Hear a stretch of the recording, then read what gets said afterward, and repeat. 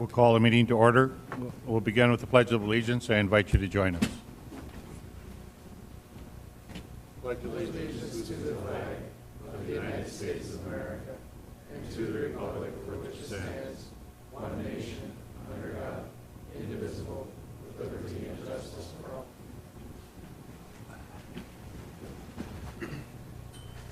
Roll call, please. Strand? Here. Gehrig? Here. Grinberg? Here. Pepcorn? Here. Mahoney? Here.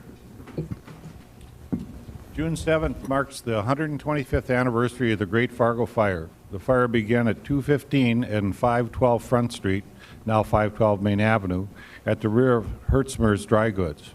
Within 2 hours, 31 city blocks and more than 200 buildings were burning. Fire companies from Moorhead, Castleton, and Wahpeton helped fight the fire. Firefighter W.H. Johnson died as a result of burns sustained in fighting the fire. Firefighting efforts were delayed that day because the city commission had the fire department out watering the streets for dust control. However, the former chief, Sutherland, stated that the fire could not have been stopped even if the fire department could have used the full flow from the Red River. The fire destroyed City Hall and all records and also destroyed the fire station, which at that time was located at the corner of NP and Roberts Avenue. In true Fargo resiliency, 243 new buildings were built within 1 year. Many of the new fire and building codes were adopted as a result of the fire, and it led to the establishment of a full-time career fire department 10 years later. It's amazing to think that our fire department's been around for 125 years? 115, yeah. 115, the one they presently have, huh? You don't have to water streets anymore, do you? Health. The Fargo Cass Public Health Emergency Preparedness and Response Division will conduct Community Emergency Response Team Training beginning June 6. CERT, C-E-R-T, is an all-hazard approach to train and educate citizens in case of a disaster. First responders who provide fire and medical service may not be able to meet the demand for all the services required in a major disaster. CERT training provides life-saving skills and techniques for people who rely on each other for help in a time of need. The training is free and open to the public and will take place at Edgewood Vista. Registration and more information is available on the city website. It's one of the areas where we try to get citizens involved in any type of disaster we would have. Library. The library's rock. The summer reading program is off and running. Some of the program highlights include the next couple of weeks include the Fargo History Hunt, Dizzy Dance Parties, Great Science for Teens, Rock Painting, a Junior Master Gardening event, a summer anime film series for teens and adults, and free Friday family movies. This summer, the library will participate in the weekly Party in the Parks events. Librarians from the Children's Services Department will be spreading the word about literacy resources and summer reading program. Wally Hub is at it again. Wally Hub has ranked North Dakota as the best state to be a cop based on factors as opportunity, average salary, competition, job hazards, protections, quality of life, homicide cases solved, housing affordability, and more. Looks like the chief's not going to be asking for increased budget. As part of the wellness initiative at the police department, Officer Scott Normandin has worked with the program and survey to help prevent suicide. Chief Dave Todd wants everybody in the police department to be happy and healthy and to have gratifying careers as well as a happy home life. It's a good effort by the department to address issues in many police forces is a problem, right, Chief? Yeah, good. So I think we can do this now, right? Mark, can I have you and Marilyn come up to the podium? I'm not going to make you testify.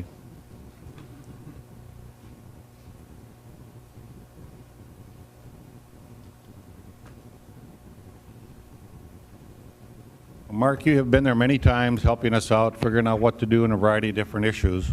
So the commissioners wanted us to do something special, and they asked for us to have a proclamation. And as you know, a proclamation is made for people in the community, and we celebrate different things. And we're just celebrating that Mark Bittner worked for the city of Fargo and did such a great job. So I'll read the proclamation for you, then we have a gift for you as well. Whereas Mark Bittner served in the engineering department in the city of Fargo for 42 years, most recently as the director of engineering, and whereas co-workers, residents, family, and friends honor Mark Bittner and his achievements on his retirement, and whereas Mark Bittner diligently and capably with a substantial knowledge, experience, dedication, and passion, improve the quality of life for all Fargo citizens and the City of Fargo for more than 42 years. And whereas the City of Fargo has appreciated his loyalty, devotion, dedication to a substantial betterment of the city and its citizens, and whereas the lives of countless Fargo residents have been enhanced by his dedication to his field of work, his employees, our citizens in the Red River Valley, and whereas Mark's wisdom, fortitude, and persistence has made our epic flood fights possible and effectively helped to eradicate evacuation as an option for our leaders' minds, now therefore be it resolved that I, T.J. Mahoney, Mayor of Fargo, do hereby proclaim July 11, 2018, the second anniversary of the signing of the Fargo-Mora Diversion Project's landmark private-public partnership agreement as Mark Bittner Day in the City of Fargo, and call upon his friends and associates to celebrate this special day so his work and impact will be honored and remembered.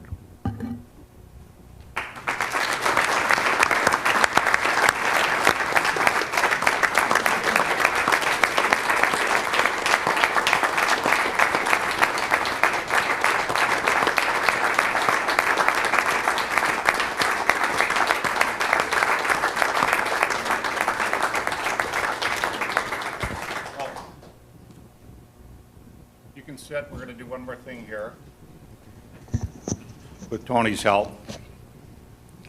Many of the engineering firms have worked with you through the times here, Mark, and they wanted to give you a special presentation as well. Mark, we'd like to present a check on behalf of several Fargo-Mora area engineering firms, including AE2S, KLJ, HDR, Alteg, Houston Engineering, SRF Consulting Group, Moore Engineering, Apex Engineering Group, to the Michael J. Fox Parkinson's Research Foundation in Mark Bittner's name.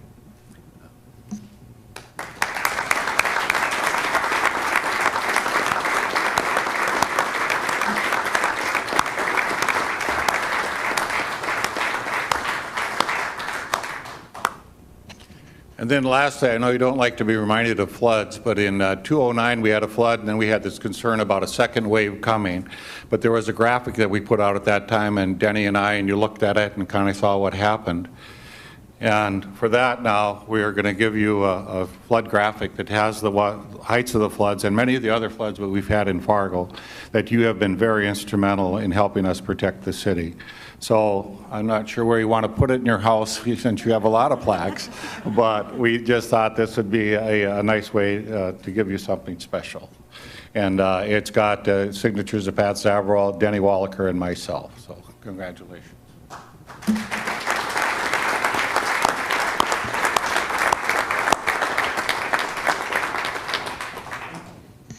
Well, thank you all for this very undeserved, but I thank you so much. You talk about no evacuation. I don't want Marilyn to tell you that she was evacuated. I totally attack out of town. And my neighbors kept asking me when I was going to move my furniture up from the lower level. I said, well, it's up already. I didn't instill a lot of confidence in this city.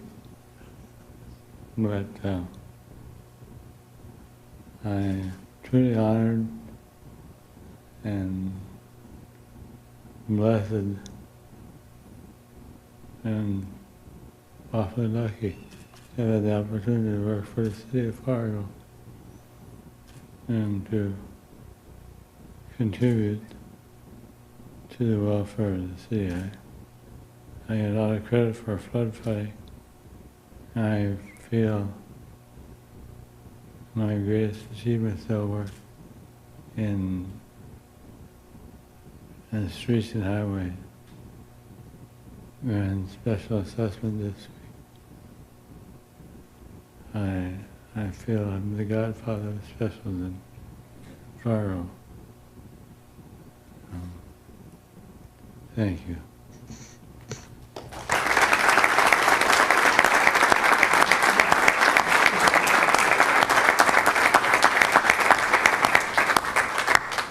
Now we have an older mayor that's here. Bruce Furnace, would you just stand up so the crowd could see you? I'll just wait. But Bruce worked a lot with Mark as well and did some nice words for him last Friday. Thank you very much. We'll go on to the meeting then. Is there a motion to approve the order of agenda? I so move. Is there a second? Second. All those in favor say aye. Aye.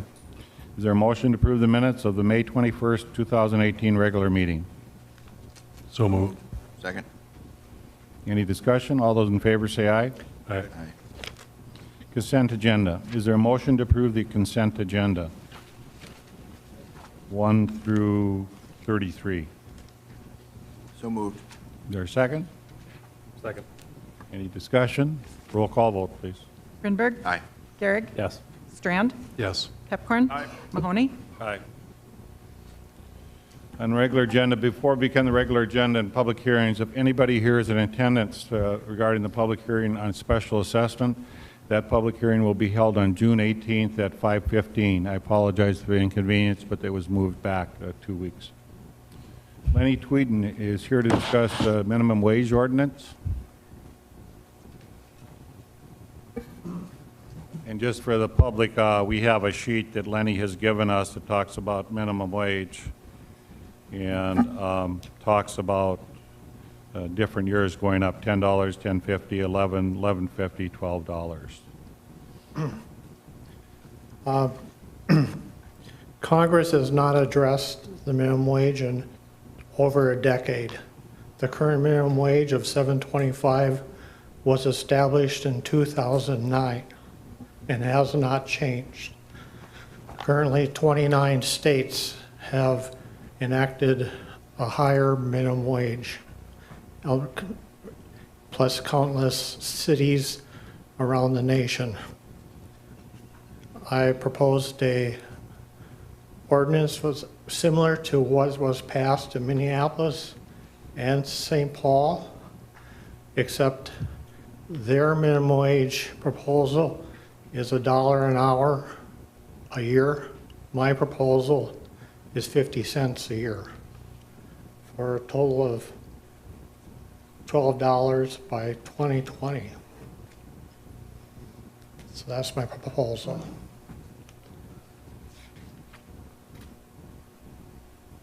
Any discussion or questions the commissioners have? Mr. Strand. Thank you. Mr. Tweeten, it's great to have citizens speak up and advocate for the people of the city. You know, and one of the things we've, on another front, similarly, with the Tax Exempt Review Committee, when we review incentives and exemptions and targeted breaks, or tax breaks for businesses, one of the things we accomplished in the last year or so was to very similarly raise the criteria for wages for companies coming to town that then go to get public support for bringing them. So we saw the value in that discussion and the merits of it then. I look forward to us seeing what we can do locally and learning about what the pros and cons are. There's also a concern that some states are preempting cities' decisions, so we'd have to weigh those dynamics in as well, because I wouldn't be surprised North Dakota would preempt Fargo from doing this if ever Fargo chose to. But I want to thank you for bringing this very important concern up. Affordable wages, affordable housing, people living below the poverty level, the number of students and family members that are on free and reduced lunches. It's a concern in our community, and I want to thank you. Can I have a motion for receive and file? I so move. Is there a second? Second? Roll call vote, please. Pepcorn. Aye. Strand. Yes. Garrick. Yes. Grinberg. No. Mahoney. Aye. Mr. Chairman, can I make one quick comment? The one thing we have to be careful of is the unintended consequences. Like in Minneapolis, the servers there, they included some of that in their wages, and so they're losing their jobs and they're not making as much as they used to. And so I think this is a worthwhile thing to look at, but I think you have to be very careful that, and in Seattle they've had some issues too, that we learn from people that have already done this. So I think that's something we have to consider. Thank you. John, you want to take it up in community development and look at it? We will. In fact, Nicole, if you can help us, remember to put that on a future agenda and maybe invite Mr. Tweeten and some others to it. to speak to us, that'd be great. We'll go to the public hearings. Number 36, Valley View 4th Edition, 3651 56th Street South. Approval recommended by the Planning Commission on 5/118. Zoning change from an MR1 multi-dwelling residential to an SR5 single-dwelling residential. First reading of the rezoning. Donald Kress to explain. Good evening, Commissioners. Donald Kress of the Department of Planning and Development. I'll be presenting the next three items. All of these items include a zoning ordinance. These ordinances, prepared by the City Attorney's Office, are included in your packet with the materials for each case. Item 36A is the zone change for Valley View 4th Edition from MR1 multi-dwelling residential to SR5 single-dwelling residential. This property is located at 3651 56th Street South. So here's Veterans Boulevard, 37th Avenue. This long strip along here. The property is currently undeveloped. The applicant proposes to rezone this to SR5 to go along with his plan of developing attached housing, that is side-by-side attached housing along this property. The SR5 zone would be better suited to this plan than the MR1 zone, which is more of a multifamily type zone. Planning staff has received no comment on this so far. Again, this shows the zoning here. It's next to a commercial property that the applicant also owns and is developing. The applicant is Brian Kanowski, and he is with us this evening and may wish to address the Commission. Commissioners, the Planning Commission's recommendation for approval is stated on your staff report and shown on the screen. This concludes staff's presentation. Thank you, Commissioners. Is there anyone present who wishes to speak to this rezoning? Is there anybody who wishes to speak? Hearing none, do I have a motion? Move for approval. Is there a second? Second. Any discussion? Roll call vote, please. Grinberg, Aye. Sherrick, Yes. Strand, Yes. Pepcorn, Aye. Mahoney, Aye. Item B, Omner's Edition, 1401, 1407, 1409, 1415, 1415, 8th Street North, and 1402, 1406, 1410, 1412, 1414, and 1420, 7th Street North. Approval recommended by the Planning Commission on 5/118. Zoning change from an SR3 single-dwelling residential to a PI, public and institutional, with a conditional overlay. First reading of the rezoning ordinance. Donald Kress to explain. Thank you, Mayor. Another rezoning here. You may recognize this block as Holy Spirit Church and School in North Fargo. This is 15th Avenue North, 8th Street North, Ben Franklin Junior High School, or Ben Franklin Middle School, junior high when I went there, 7th Street. This is a zoning change, as the mayor has stated, from SR3 to PI, public and institutional. The applicant proposes this rezone in order to accommodate a proposed sign. Let's look at the zoning here quick. That is the SR3 zoning. This across the street, again, this is another public school that is zoned PI, public and institutional. So it's an appropriate zoning for a school or a facility like this. With the current single-family zoning, the sign size is extremely limited. That sign is only 8 square feet maximum. The Holy Spirit community proposes a larger sign, not a huge sign there. It's about 24 square feet. As you see, to scale there, the human scale there, not a lighted flashing sign. But in order to be able to do this, they're going to put this on 15th Avenue. They would have to zone change to a more appropriate zone. Our sign code is, this is the way we have to work with our sign code to do this. And so they discussed this with us, and the appropriate zone that we could find would be PI, public and institutional. That refers to a conditional overlay too, which restricts the uses. Public and institutional zoning is used for a wide variety of things, including city-owned properties like the central garage. So we restrict the uses to things that are just applicable to that site. And they're listed in that on your staff report. So it would be commercial parking, religious institutions, schools, parks, open space, and outdoor recreation, which is what is on that site now. The applicant is Barbara Stenberg. There, serious? Yep. She's with Holy Spirit, and she's with us this evening and may wish to address the Commission. Planning Commission's recommendation for approval is stated in your staff report and shown on the screen. This concludes staff's report presentation. Thank you, Commissioners. Is there anyone present who wishes to speak to this rezoning? Does the applicant want to talk about it? Are we okay? No? Okay. Hearing nobody present to speak, close it. Can I have a motion, please? So moved. Is there a second? Second. Any discussion? Roll call vote, please. Grinberg. Aye. Pepcorn. Aye. Strand. Yes. Garrick. Yes. Mahoney. Aye. Item C, Simonson, First Edition, 3825 53rd Street, or 53rd Avenue South. Approval recommended by the Planning Commission on 2/6/18. Zoning change to repeal and reestablish conditional overlay. First reading of the rezoning ordinance and a plat of the Simonson First Edition. Donald Kress. Yes, sir, Commissioners. So to locate this one, this is 52nd Avenue South, and this is 38th Street. Here's the Walmart down here as our reference point. This is a currently undeveloped property here that is being developed by Simonson's. A plat to divide it into two lots, north and south, with some access here and to the south as well. That's the plat. The zoning is limited commercial, as you see here, and the surrounding properties are zoned limited commercial. The zone change doesn't actually change the limited commercial zoning. There is a conditional overlay on this property that is rather detailed. It's been there for some time, and it does have some rather detailed standards to it. The applicant proposes to modify some of those standards, and this is listed in your staff report. These are just summarized here. It's the list that's in your staff report. And the applicant worked closely with us on this. This similar conditional overlay is across the street, that is across 38th on the property that's north of the Walmart, and that's called now the District 3rd Edition, and they did some modifications similar to this as well. So we're trying to keep the COs all at about the same place. The applicant proposes additional modifications regarding the landscape and signage and parking requirements and the gas station canopy foot candle illumination requirements, which is a very specialized standard that is staff would support modifying. And the listed CO, as it's now proposed, is listed or is included in your packet as prepared by the City Attorney's Office. The project applicant, John Lowry of Lowry Engineering, is with us tonight and may wish to address the Commission. The Planning Commission's recommendation for approval for both the plat and the zone change, that is the modification of the conditional overlay, is stated on the screen and stated in your staff report. That concludes staff's presentation. Thank you, Commissioners.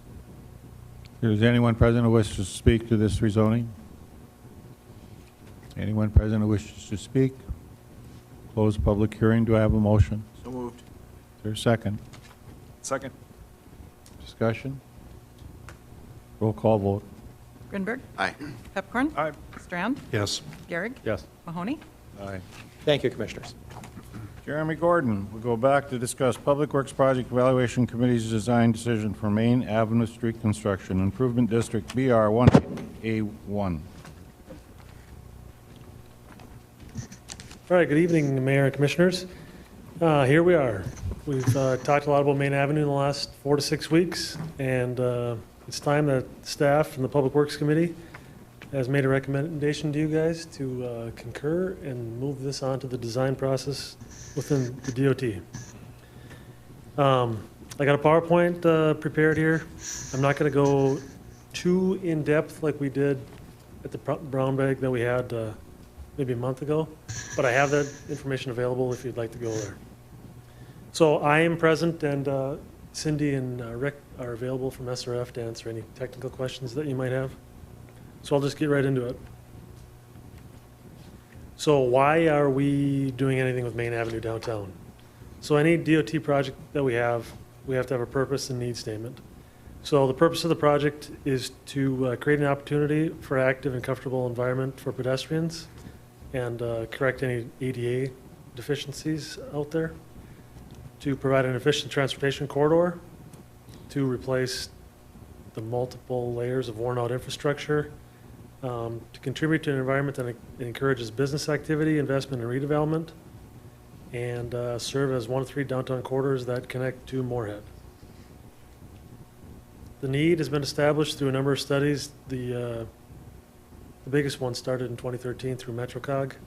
The study identified system deficiencies. Aside from the aging infrastructure, there's very narrow sidewalks, very limited on-street parking, and undeveloped and underutilized private properties. The downtown master plan, which was adopted 6 months ago, It recommends a significant transformation of this corridor, including an improved pet environment, a concept for reduced lanes, and redevelopment of many properties along the corridor.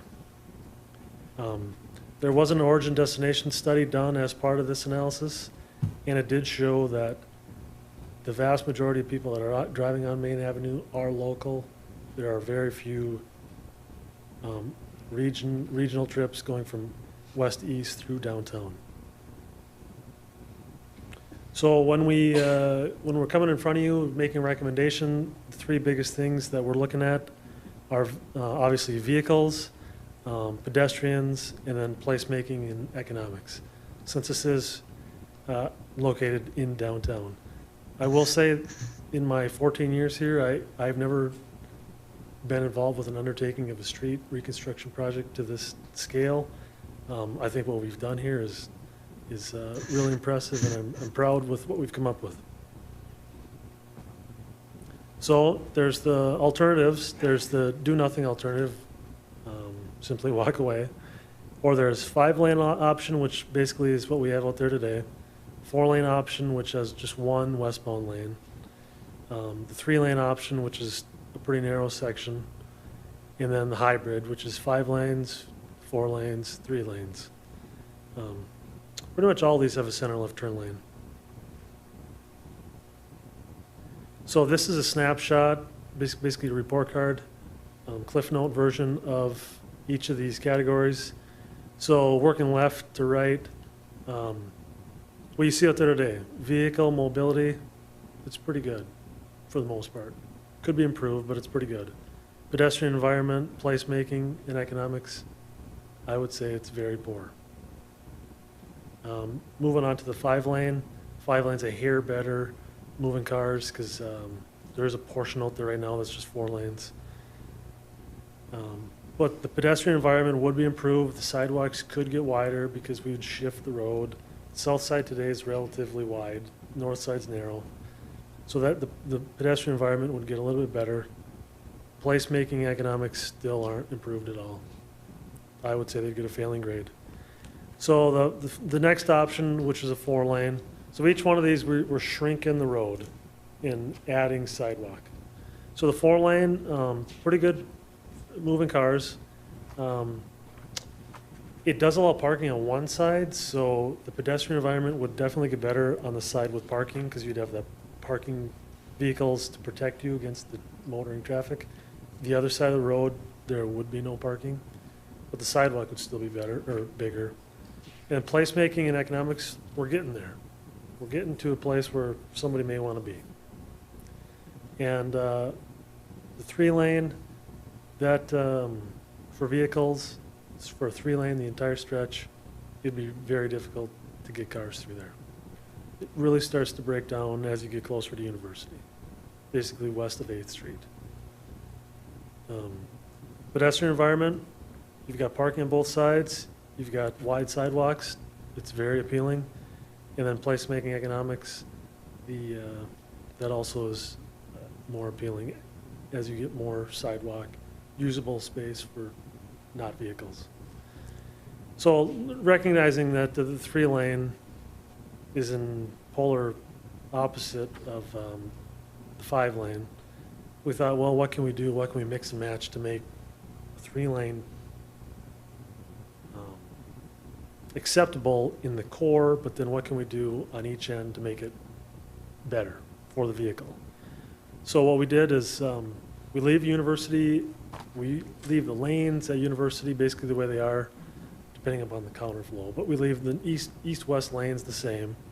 You start stepping it down as you get to 11th Street, and then once you get to 9th Street, you're down to 3 lanes. So as you're coming in from the west, you got 2 lanes to 9th Street, you can make a right, find your way to 10th Street, and come into downtown via 10th Street. Westbound gains its 2nd lane at 11th Street, and then by the time you're at University, you're at full 5 lanes, east and west. So this is a quick snapshot. And what we've recommended at, I'm not part of Public Works Committee, but what the Public Works Committee has recommended is the 5-4-3 hybrid alternative. And then I'll show the animation to refresh your memory. But of the sub-alternatives, I would say we should have basically westbound right turn lanes or overflow lanes, really, because of trains at both Broadway and 8th Street. Because there are going to be times when there's going to be 5 to 8 minute, 10-minute wait for 2 trains occupying the tracks. Vehicles will be able to overflow into that right turn lane. And then 2nd Street drop lane, I'll show you that as a design detail. And then the options below, I would recommend, well, the committee recommends two mid-block crossings, basically one at 10th, one at 7th, a roundabout at 2nd Street, the University Drive counterflow, and then 3 replaced traffic cameras, and 2 dynamic message signs.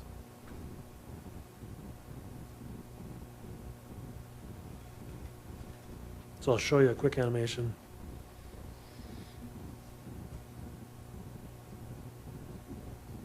And I'll show you where there are some changes. If approved, we would.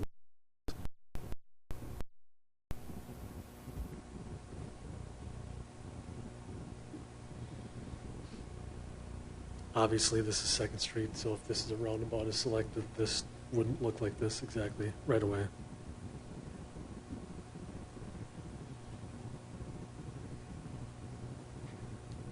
But you can see parking both sides, wider sidewalks on each side. Jeremy, how much parking does this add, the whole length of this?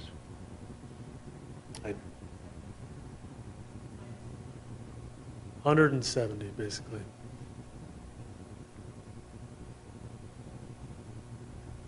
So I did say this is at Broadway.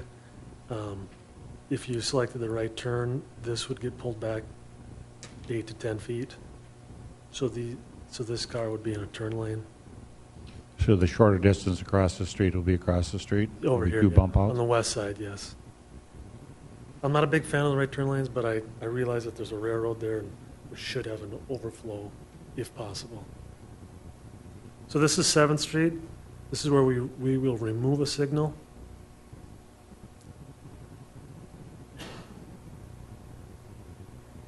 And then here again, we'd put that right turn lane in. But the opposite side, that would be the correct Mr. width. Chairman, can I ask a question? So Jeremy, there wouldn't, there's a bump out there, so there wouldn't be a right-hand turn lane, or No, there would be westbound right here. there would be one there? It's Yep. just, okay, I got But you. the opposite side, the opposite side is shown correctly. Okay, thank you.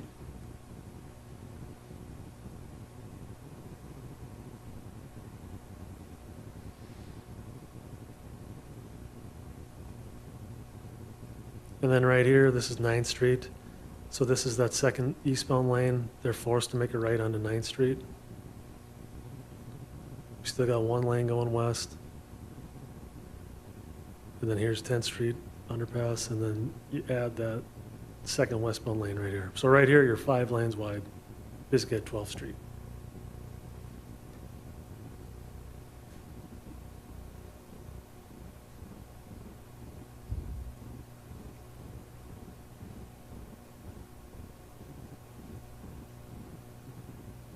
So just to go through these, just so you know exactly what we're recommending. This is at 8th Street, the right turn lane. You know, the benefits of having on-street parking is that you have on-street parking. So these right turn lanes, you want to make them as short as you can. This is about 100 feet. It's pretty short in the world of turn lanes, but you still want to have the ability to be able to park out there. So this is a westbound right turn lane, and you also see the pedestrian crossing here at 7th Street with landscaping in it. This is shown at Broadway, the westbound right turn lane.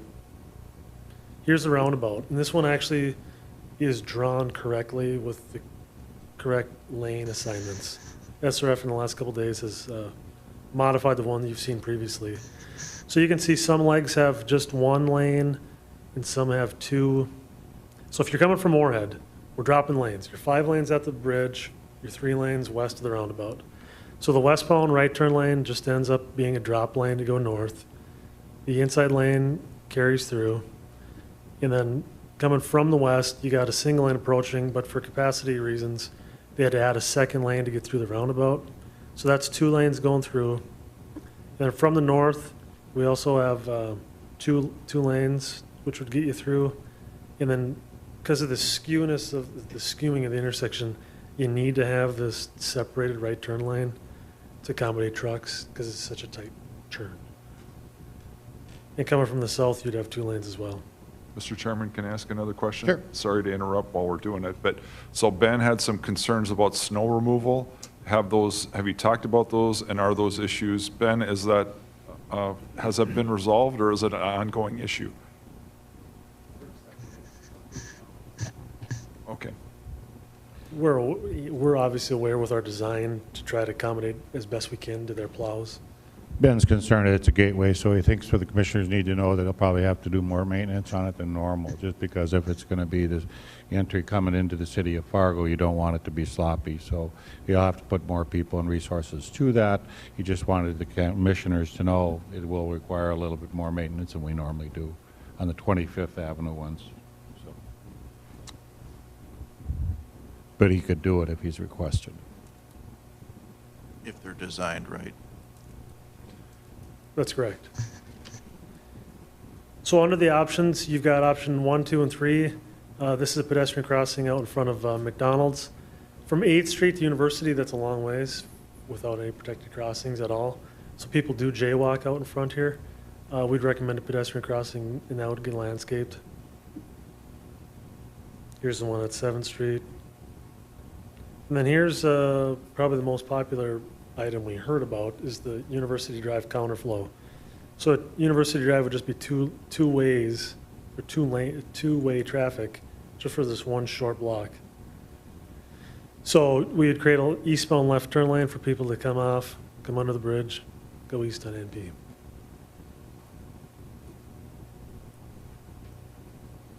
And then options 6A and 6B. So that's what I have for you. I can pull up more drawings. You go back one slide. You'd like to go back one slide, please, Barry? That So, one? or- nope, the next one, Yep. forward.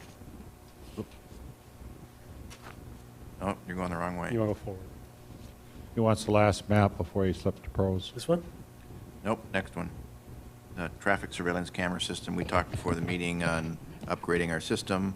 I'd made a comment at Brown Bag that, there's technology of whether it's concrete or asphalt that can, monitor traffic and control signals and move traffic. And I just think it would be important for you to share kind of what we talked about before the meeting. And this has been in the pipeline with consideration. And Yeah, we've got 191 signals in town between us and the North Dakota DOT. So currently, we have a proposal out on the street for new signal vendors to propose their systems to us. We're using a Siemens product that's basically outdated and at times pretty embarrassing to be operating. So there are other traffic vendors out there that are making huge strides to be responsive, adaptive, to use all the technology that's available to improve your system. So we're doing that to replace it citywide, and we'll be receiving proposals at the end of June, and we'll be selecting a vendor hopefully if prices come in right. So citywide, our computers at each intersection will be upgraded, and our overall system will be swapped out. And then this corridor in particular, we can put additional detection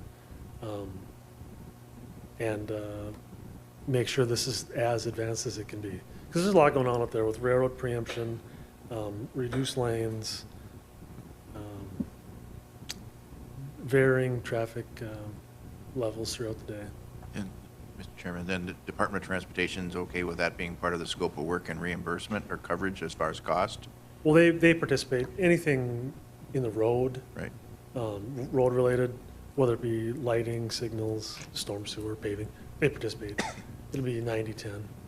Mr. Pepper? Mr. Chair, the other thing, this is the first time where economic impact is being looked at, and I don't know if you can talk about some of those numbers, or if you want someone else to, but basically the north side of Main Avenue there isn't very much going on if we left it the way it is. And if we do this, there's going to be significant money spent on that side of the road, and that will benefit the whole city down the road. And so to me, that's the exciting part of this project.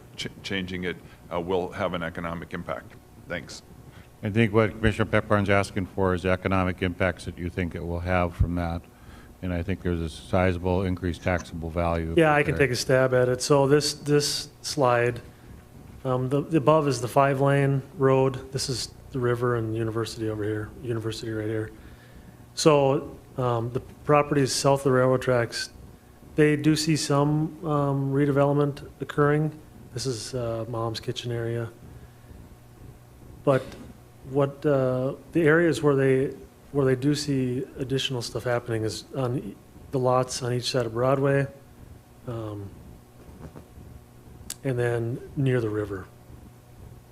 So from a financial perspective, this is what the folks from Texas had to put together for us.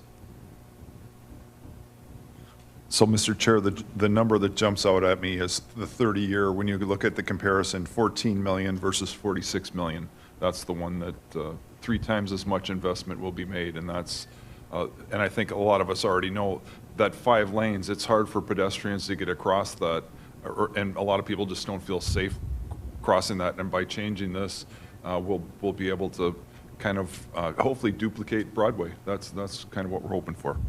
Can I just ask you one more question, Jeremy? When you show I appreciate the red, yellow, and green, trying to keep it simple for us commissioners. That's a good thing. But where it shows the hybrid being yellow, how far is it away from being a green, where it wouldn't have a negative impact on traffic? Is there a lot of things that, or is it just barely? I don't know if you get my question, but No, I do. Let's see.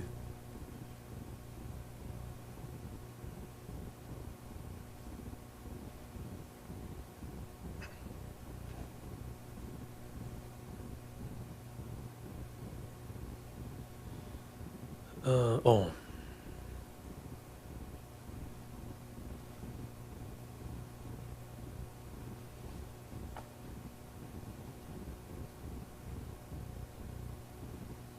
Making me work up here.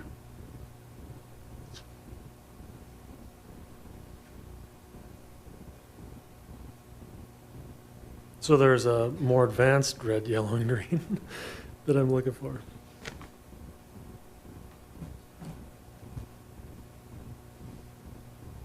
Here we go.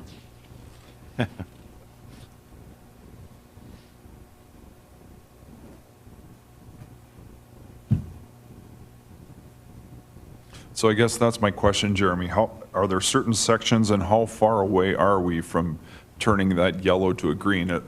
That's to me a concern. So what you see on here, this is report cards, green, yellow, red, A's, B's, C's, D's, and E's and F's.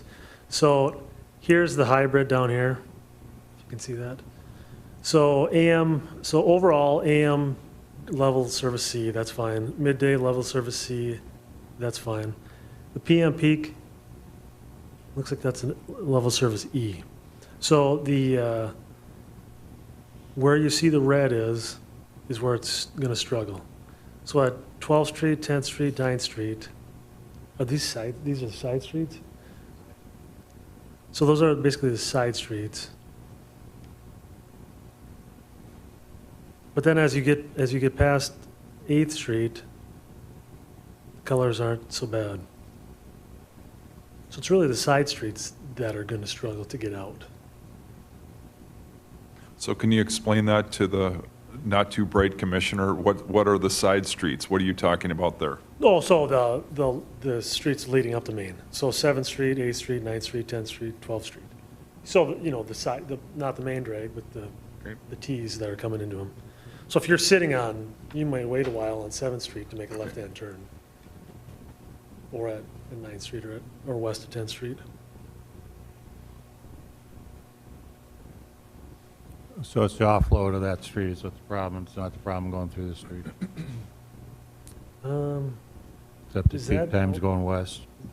Is that in here?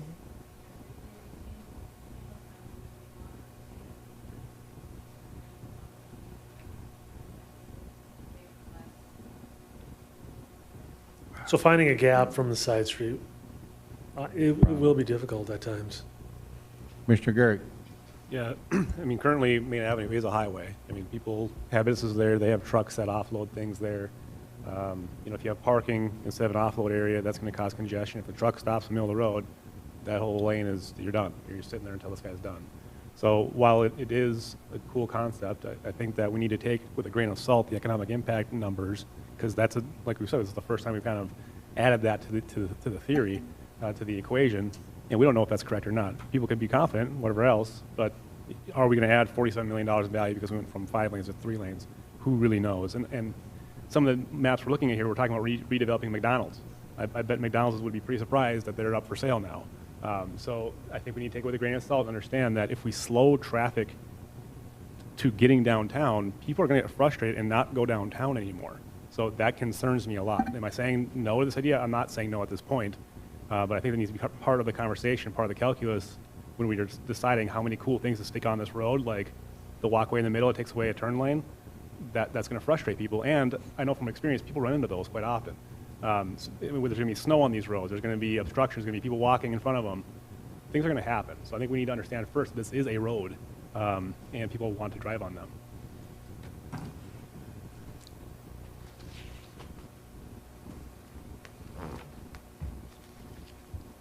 Any other questions or discussion? Commissioner Strand? Thank you, Mayor.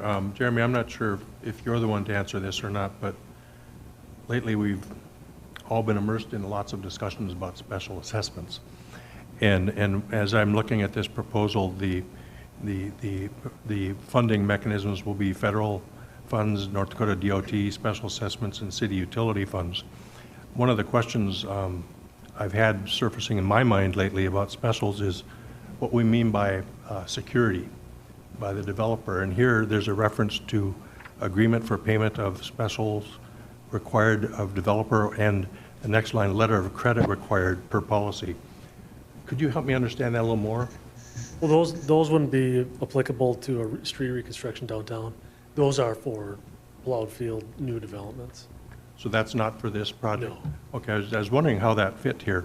So there is no requirement here of a letter of credit or security? No. From any developer? Okay. No. Thank you. You have a motion, please? So move. Is there a second? Second. Any further discussion? I'd like to separate the question. What exactly are we voting on? Just their given recommendation? It would be Jeremy's Here's- whole presentation with all the amendments. Can you put it up there? Yep. So this is what I brought to you today. I'd like to separate the question. Sub-alternate 2, 3, 4, option 1, 2, 3, option 5, traffic surveillance cameras, systems, and dynamic messaging signs are all within there, if I'm understanding this correctly. Those are all separate and distinct, and they don't have to be part of the one main motion. So you'd like to separate it, just the 543 hybrid, and you want subalternates 2, 3, 4 separated, and then you would like options 1, 2, 4, 5, 6A, 6B separated? I believe 1, 2, and 3 were all one. 1, 2, and 3 can be together, if I'm reading it right. Option 5 should be separate. And I don't see traffic surveillance cameras or dynamic messaging in the motion. So 6A and 6B are the cameras and signs. 6B. So what are we separating, All of it. except for 6A and B? 6A and B should also be separate. So I'll start with this. Just select alternate E with a 543 hybrid as the preferred alternative to construct. You want to start with that? So the first motion would be that. Is that correct? We already have a motion. Yep. We have a motion and a second to approve this motion. That'd be a The- motion to, that's a Separate. motion to divide the question. Okay. It's proposed. So you have a motion to divide the question. Is there a second to that? Actually, Mayor, we don't need a second for it either. It's just an automatic given if somebody wants to divide the question, so we can just do that automatically. Just vote on it? Yeah, as I understand it. Is that? Okay, to divide the question is what's going to be on as the question, right? So Commissioner Garrick made the motion. It's a question to divide it as he outlined. Roll call vote. Did we get a second? You didn't need a second, John says. Okay. You actually don't need to vote on dividing the question, to my knowledge. You just go ahead and individually parse out the separate motions or votes. So we do divide it. Yeah, but you don't need a motion to divide it. No. Just call the question on Okay. Each individual. Put the motion back up, Jeremy, please. Yeah, here. Oh, So the first part of this divided motion is alternate E with the 543 hybrid as preferred alternate to construct. First motion, right? Roll call vote, please. Strand, Yes. Pepcorn, Aye. Garrick, Yes. Grinberg, Aye. Mahoney, Aye. Second was with subalternates 2, 3, 4. I'd like to separate 4 out of that. I want to vote yes on 2 and 3 and no on 4. The subalternate 2 and 3, roll call vote, please. Garrick, Yes. Strand, Yes. Pepcorn, Aye. Grinberg, Aye. Mahoney, Okay. And this alternate 4 alone? 4 alone. Subalternate 4. And Jeremy, can you tell us what that is, please? Roundabout. That's the roundabout? Second 3 drop lane. yeah, it's subalternative 2, 3, and 4. Right turn lane, and drop line. The roundabout is option That's my fault. 4. Okay, but that was part of the original motion, correct? I'm not following this. Well, he's thinking section 4 is roundabout on our That's voting. option 4, not a Okay. subalternative. Okay. Okay. Option 4. Let's go back to the motion, please. Back to the motion. That's you. All right, okay.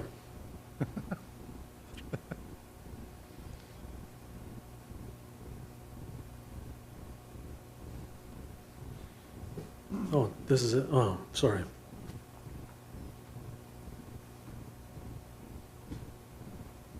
Call a question on 4. Roll call vote, please. Garrick, No. Strand, Yes. Yes. Pepcorn, Aye. Grinberg, Aye. Mahoney, Aye. Now we go to options 1, 2, 4, 5. Is that right? 6A, 6B, and modified option 3. Is that consistent with what you want? Roll call vote, please. Oh, I'm sorry. Excuse me? 6A and 6B. Yeah, we can throw them in there, that's fine. So 1, 2, 4, 5, 6A, 6B. Correct. You don't want me to go into the options yet? Okay. Roll call vote, please. yeah. I Garrick, No. Are you sure, I'm not even sure what we're voting on at this point, so I would like to know which ones, Jeremy, go to the option page now that you had up there. That's so nice. but which options are we voting on at this point? Because we've already approved. The some. options down below, 1, 2, 4, 5, 6A, 6B. we're voting 1, 2, separately on 3, all of those. 5, 6A, 6B. We already voted on 1, 4. 2, 4. We already voted on. No, SA4 you voted on. Now we're into options. We voted against the roundabout. I voted against the roundabout. We haven't voted on the roundabout. Roundabout is option 4. Okay, we'll do it again. So I believe I heard you voted on the subalternatives 2, 3, and 4. That's correct. Those have been approved. So now options haven't been touched yet. Okay, you can do all the options together if you like. You want the roundabout separated? No. No, you want all these together? Yep. Okay. Roll call vote, please. Garrick, No. Strand, Yes. Grinberg, Aye. Pepcorn, Aye. Mahoney, Aye. Jeremy, go back to the original motion. Do we got them all covered? I think you have some stuff on the... The limited modified option 3. We don't, oh, okay. And then modified option 3, which is what? Having some landscaping out there, but not closing off the entire intersection to 7th Street. So include it with the pedestrian islands, but not go through the 7th Street intersection. Okay. Roll call vote on that as well. Garrick, No. Strand, Yes. Mahoney, Aye. Grinberg, Aye. Pepcorn. Aye. I'm kind of last. I know. Changing it up, keeping it fresh. Yep. Jeremy, have we covered the whole motion? I believe you have. You have clear direction. Yep. Okay, So that's good. I will say, you guys have voted, we'll send this to the North Dakota DOT. The highway director has the final say. I would imagine all these will be included, but I should say the highway director has the final say on alternatives, then it has to go to federal highway. So I will let you know when I hear from them. Mr. Strand. Thank you. Just to remind us of the timeline of this whole project and when it will commence and end. So design, final design is going to start this month. Hopefully final plans will be due or be done by the end of November, beginning of December, and it'll bid out this coming winter in February or March with construction next year. Thank you. Yep. Item 37, second reading and final adoption of ordinance amending Section 251509-2 of Article 2515, Chapter 25 of the Fargo Municipal Code relating to alcoholic beverages. First reading 5/21/18. Nancy Morris to explain. This item is just, this item is to address that there is no need for a corroborating witness for over-serving to be identified by the police officer in the facility. So we It's a second voted on it, or reading, do we and have it's to been vote voted on again? twice. Do we have to vote again today? Yes, you do, for final adoption. Any questions of Nancy? Commissioner Strand? Thank you. Have we heard of any objections from the industry at all? I know we hadn't prior to this, but has anybody reached out to anybody? No, we have not, and this has been vetted with Liquor Control Board, and this is the third time again at this commission. Thank you. Roll call vote, please. We need a We motion. need a Oh, motion. I'm sorry, do I have a motion? I'll move to approve. Second. Give me these Latin ones. Roll call vote. Pepcorn? Aye. Gehrig? Yes. Strand? Yes. Grinberg? Aye. Mahoney? Aye. Voted so many times in the last one, I forgot. Item 38. That issue, you gotta watch out. We receive and file the ordinance relating to Section 251506 of Article 2515 of Chapter 25 of the Fargo Municipal Code relating to alcoholic beverage. Nancy Morris to explain as well.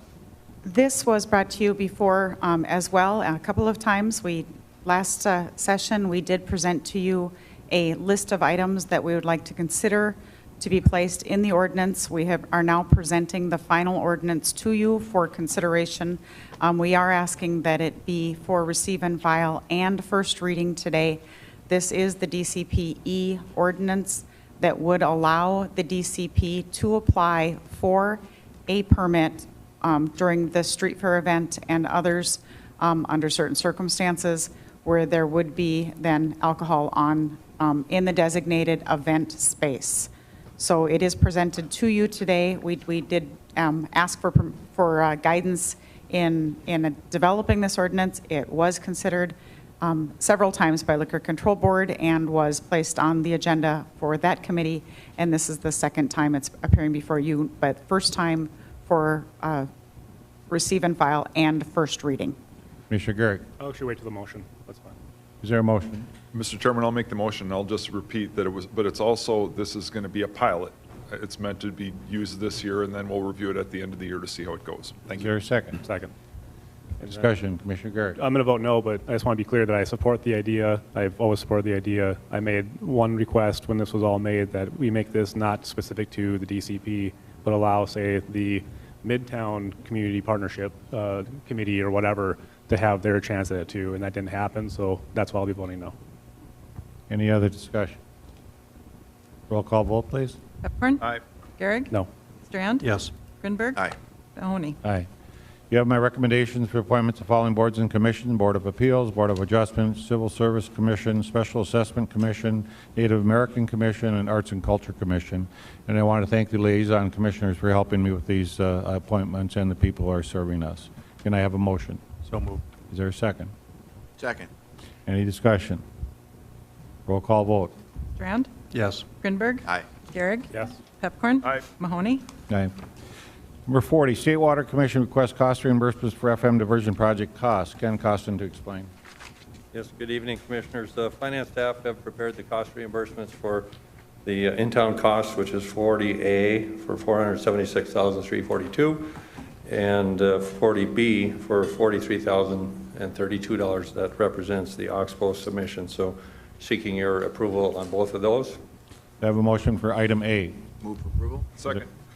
Well, roll call vote. Grinberg? Aye. Pepcorn? Aye. Strand? Yes. Gehrig? Yes. Mahoney? Aye. Item B, is there a motion? So Move moved. for approval? Second? Strand, Grinberg. Any discussion? Roll call vote, please. Strand? Yes. Grinberg? Aye. Gehrig? Yes. Pepcorn? No. Mahoney? Aye. Is there a motion to adjourn? So moved. Second?